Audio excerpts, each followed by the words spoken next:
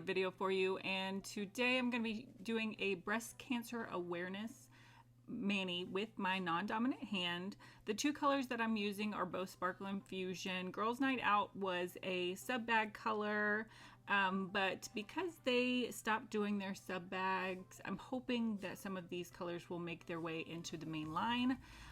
The other color is Atomic Pink. It is a bright neon pink. It is part of their main line, so you can get that on their website. If you're interested in that, you can use my code 20OFFNailNerd to get you 20% off of the entire site. So this is just my normal dip process. I wanted to include this just in case you are interested in how I do my dip. Just my regular dipping process. So I do like to either lay flat or pour over most dips. I don't like dipping straight into the jar. Especially with the glitter dips, you want to kind of lay them or put them into a cupcake liner so you can kind of give them a shake like you saw me doing earlier. That kind of brings some of those big glitters to the top, so you'll get some of those big glitters. I usually don't try to get big glitters really on the first dip if I'm doing two dips of a glitter, which, you know, some glitters don't require two dips, but this one I did want to do two dips of it because I wanted to make sure that I get good glitter coverage with this one. So the first dip I'll usually try to get just the small glitters, and then the second dip I'll try and get a lot more of the larger glitters. So what you'll see me doing here is using that puncture tool. This is just something that I picked up from the Dollar Tree in their craft section, and it just helps to clean those cuticles, any powder or anything that you got around your cuticle area. So I really like that tool for that purpose. And I also use little baggies. This is just a piece of baggie that I use to push down my glitters to make sure that they're nice and flat. You want to make sure that you push them down as much as possible, get them nice and flat. That way you're not filing any of them off whenever you file and buff. So I did do two dips of the glitter, and I end up doing 3 dips of the Atomic Pink. Again, just for coverage, really, and I like to do really thin layers of color. That way I don't build it up too quickly or get any lumps or bumps. So I did end up needing third dip just to make sure that it was like I said, really good coverage, but I probably could have gotten away with 2 dips, especially on this middle finger, because I am doing a glitter ombre, which you will see later on. But yeah, usually 1 to 2 dips of glitter and 2 to 3 dips of color is enough for most dips. So after you get your dip the way that you want, you do want to encapsulate in clear to help protect any of the shimmers or glitters. So I've been using this recycling tray. This recycling tray I did get from Amazon, so it is in my Amazon store if you're interested in that. I like it because you just have to use a very small amount of your clear dip powder. So if it does become contaminated and you have to toss it, then you are not having to toss a lot of your clear powder. So I did have to dump it back and forth a few times before I completely covered that nail.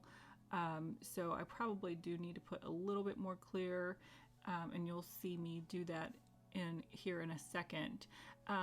But yeah, so you just put on your base. You want to use very thin coats of base for your clear to make sure that you have clear, very thin coats so that you don't see a lot of cloudiness. You don't want to get a lot of cloudiness. But then you just pop the top tray out, pour it over, and then you can pull out that bottom tray to pour over the next time that you need it. So yeah, it makes it really easy to do your clear powder. Yeah, I just use this for clear. I don't use it for all of mine. And I am using Sparkle Infusion Just Clear. It is a very excellent clear. I do highly recommend it. The other thing that I do to make sure that they're nice and thin coats of clear is I use a stiff brush like you see here. This little nail cleaning brush, and that helps to get a lot of the powder off before you do that second coat, if you need a second coat. With the chunky glitters, I usually do 2 coats of clear, but I actually forgot to do a second coat on my thumb, I believe, and it still did okay. But that's because I made sure to lay those glitters down really flat, so I didn't have to do a whole lot of filing and buffing with those. So now we are getting into our glitter ombre. So this is the easiest way to do a glitter ombre. So you're starting with a solid coat of your color, and then I'm going to be using gel polishes. This gives me plenty of time to work when I'm doing that ombre, or if I mess it up completely, I can just wipe it off and start over. You do want to start with your gel base, a good coat of that gel base, making sure that you're capping your edges. And then I'm just going to start pouring it over my nail with this little scooper. I did find this a little bit difficult with my left hand to do.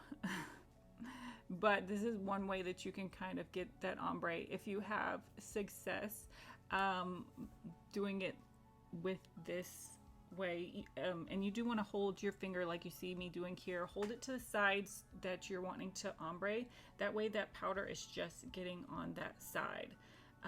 But like I said, I was having kind of difficulty doing it this way and getting a good coverage, so I ended up just kind of dipping half of my finger into that to get the coverage that I wanted on that side.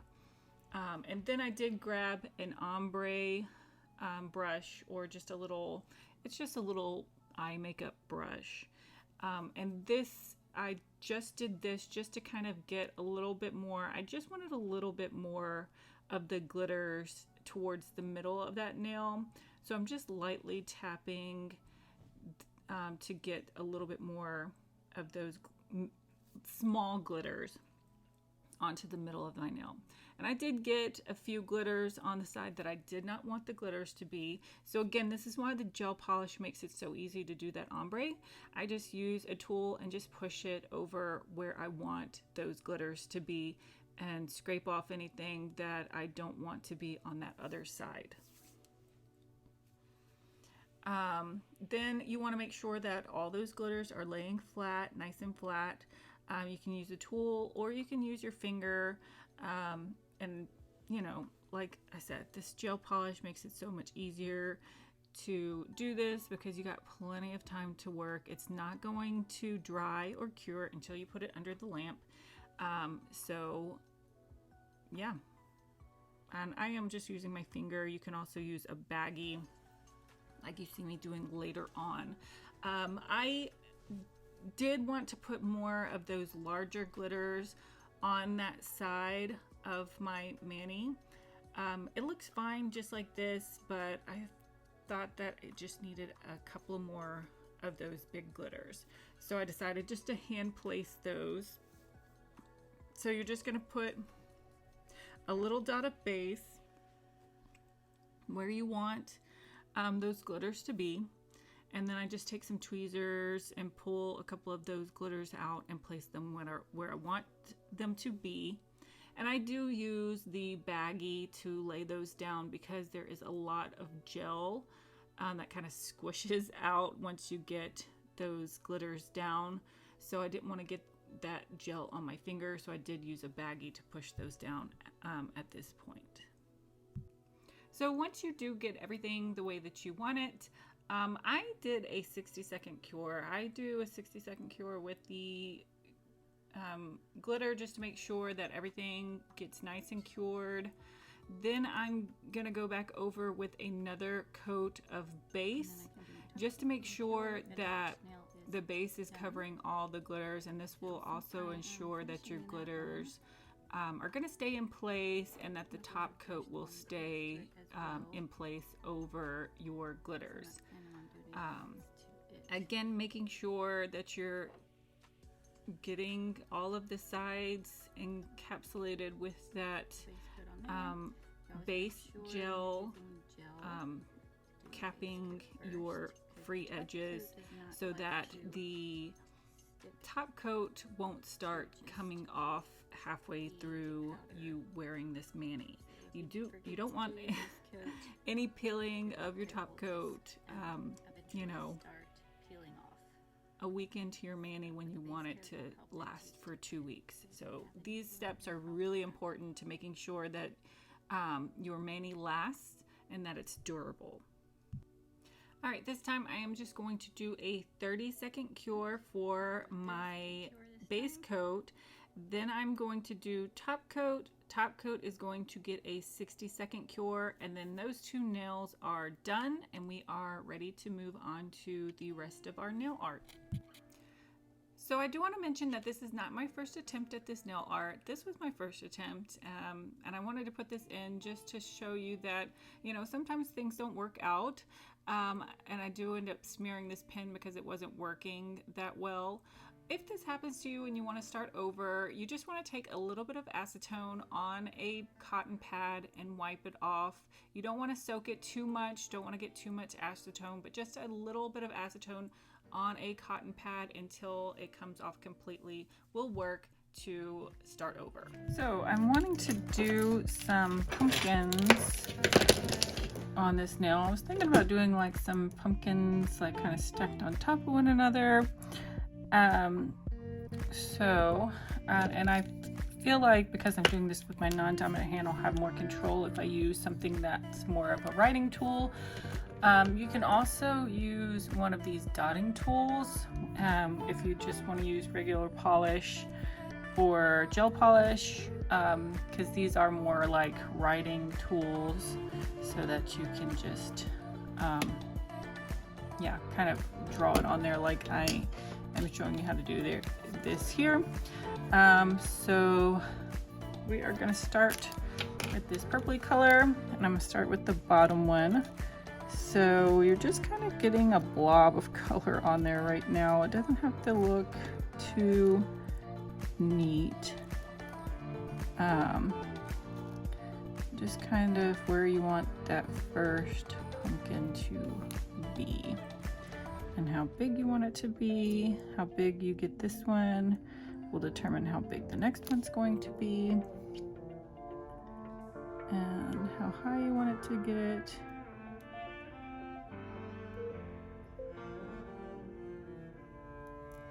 Alright, so I think that's probably good.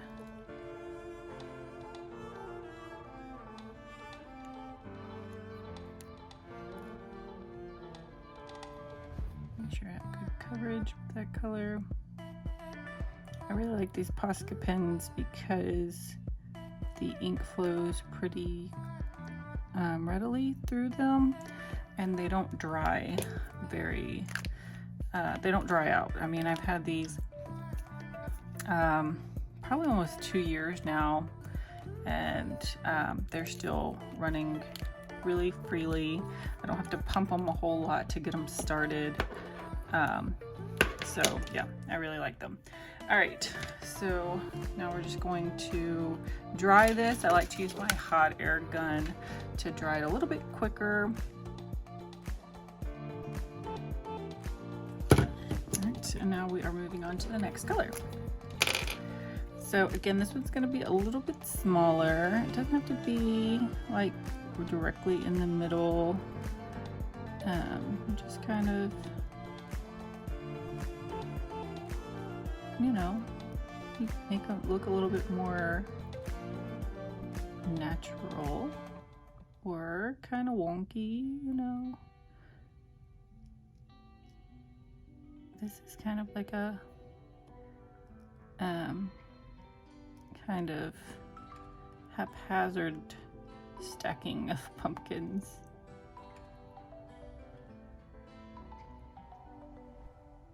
All right. So again, once you kind of have it, that's kind of where you want it. Just make sure you got a good amount of color in that pumpkin.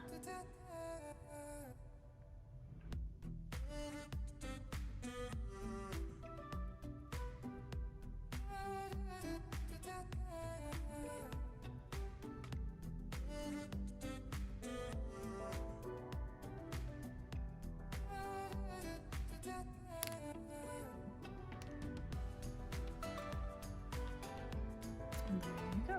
Okay, that one is done. Dried. Alright. Last little pumpkin is going to be this pink color. It's really going to be hard to see until we do the detailing. I'm just going to do three little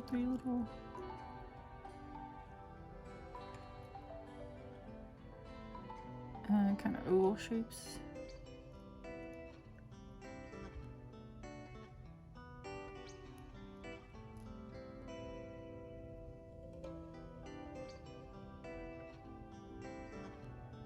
Alright, make sure to fill it in.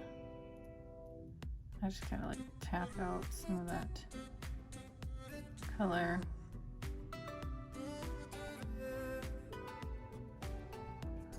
Right. Now we're gonna let that dry. All right, so I'm gonna do a little gold stem on top.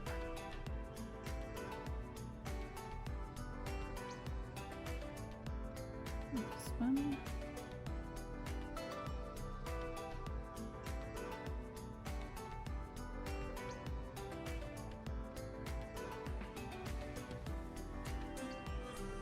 All right.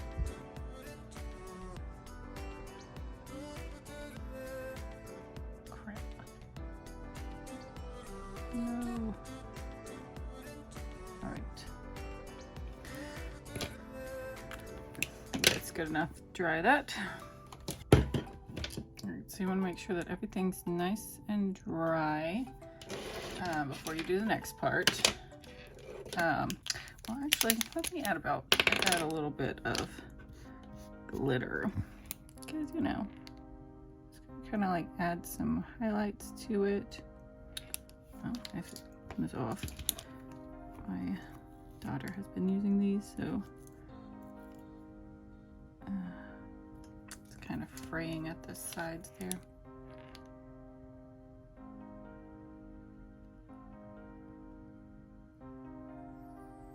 Just on one side of these pumpkins, just adding a little bit of glitter to each section.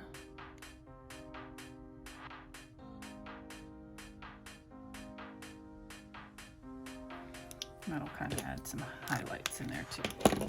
Right, all right, so these are just some lining, fade proof. What do you call these? Fine liners, kind of, I think. So I'm just going to add all the detail in with these.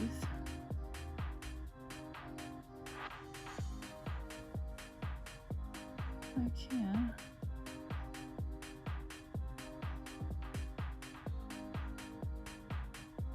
My hand will move the way that I want it to.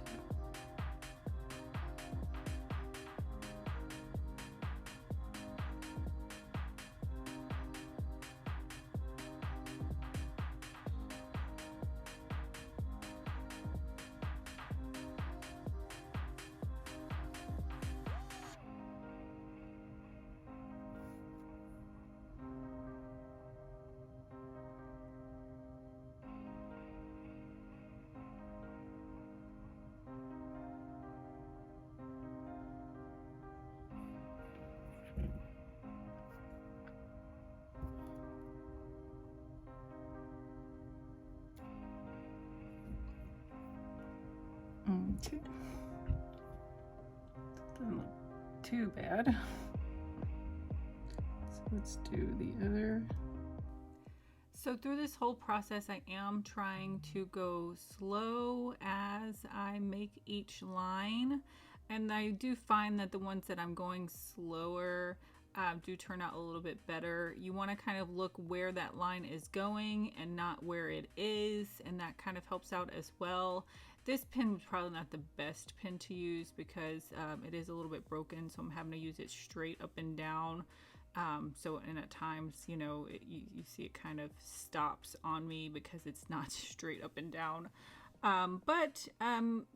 You know, it still turned out. I kind of like the way that it looks. Some of my lines are a little wonky, and mainly that's because I tried to start going too fast with those lines. But I like the way that it looks, and it's, you know, I did it by myself with my non-dominant hand, so I try to give myself a little bit of grace with stuff like that, and it's kind of just a, you know, practice of acceptance, accepting the way that things are, accepting that all things are not going to be perfect, and that's okay. All right. So it's really shaky, but I think I'm going to go ahead and pull this line all the way up.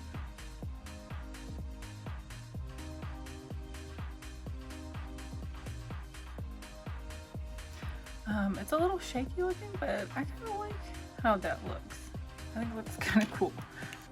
So now we're just going to finish this off with top coat, and then should be done. So you want to start with your base coat first. Hopefully this does not, let me just make sure that it's nice and dry first. Right, so when you do your base coat, you want to kind of float it over so you don't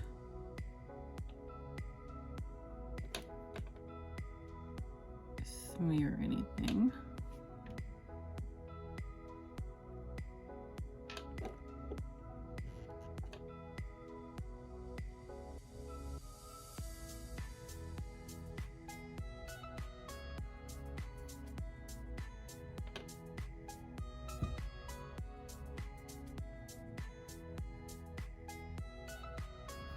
Right, I'll do my base coat over here as well.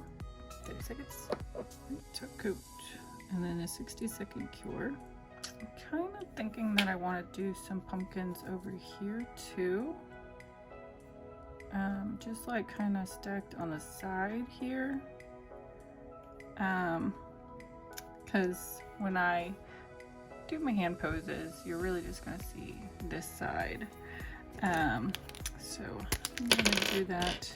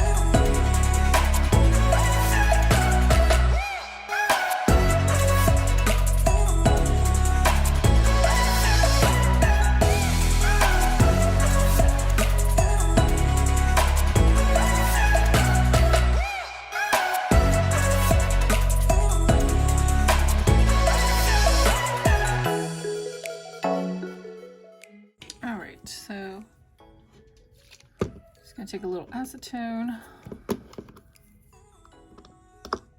on this Q-tip to take this off.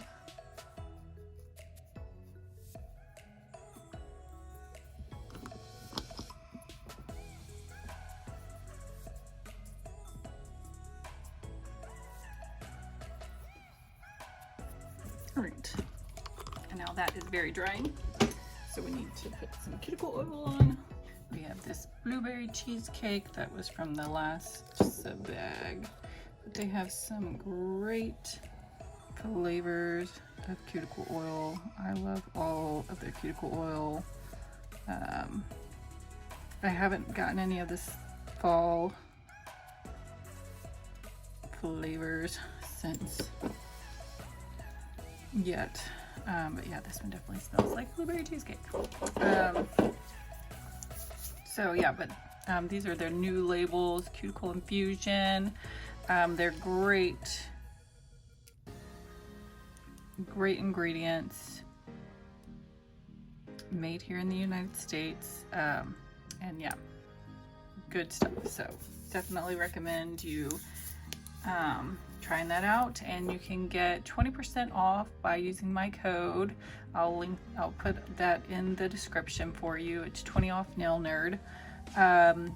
But yeah, that's pretty much it for this mani. I think that it turned out pretty good. So again, this is my finished mani. Let me know what you thought about this video in the comments, and let me know what you might want to see for my next video. Here are some looks at my final mani. If you liked this video, make sure that you give it a like. Make sure that you subscribe to my channel for more videos like this. And yeah, I hope to see you next time. Thanks for watching.